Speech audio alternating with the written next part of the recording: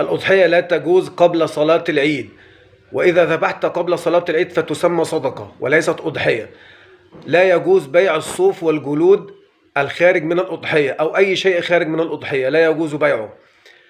لا يجوز الأضحية بالأنعام تحت السن، كما قال النبي صلى الله عليه وسلم: لا تذبحوا إلا مسنة. والمسنة هي الثني من الشيء، أي خرج لها أو طلع لها سنتين بدل السنتين اللبنيتين. والمسنة من الأغنام من 6 شهور وانت طالع، ومن البقر من 2 وانت طالع، ومن الإبل من 5 سنين. تمام؟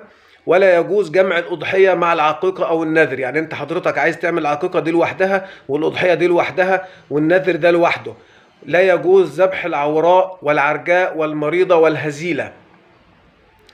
يجوز في الأضحية التوكيل، يعني حضرتك لو عايش بره البلاد وحبيت توكل حد إن هو يذبح، تمام، يصح. يجوز الأضحية للميت.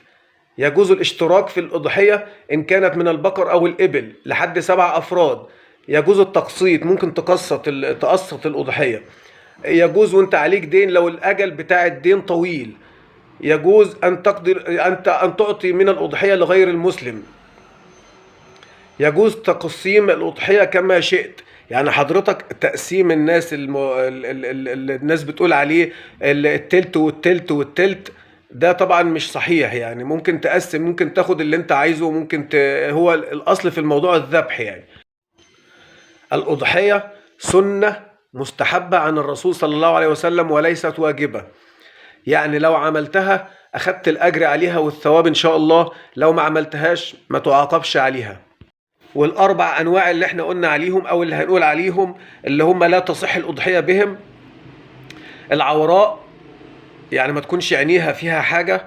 العرجاء، ما تكونش بتعرج أو مكسورة أو غيره. المريضة، ما تكونش مريضة فيها أي مرض أو عيوب.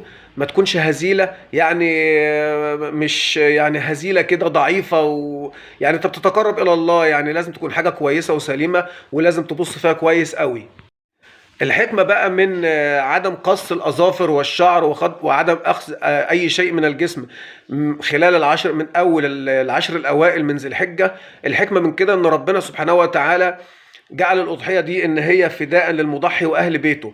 فأراد الله سبحانه وتعالى كرم من ربنا علينا إن هو يعني يكرمك ويفديك كلك على بعضك، يعني يفديك مش ناقص أي ضفر ولا أي شعراية.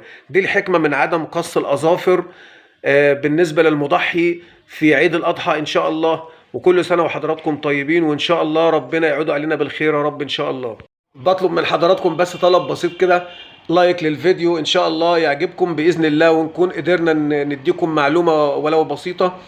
وتشتركوا في القناة معانا وتفعلوا زر الجرس وتتابعوا فيديوهاتنا إن شاء الله هتعجبكم بإذن الله. وأشوفكم على خير، وكل سنة وحضراتكم طيبين.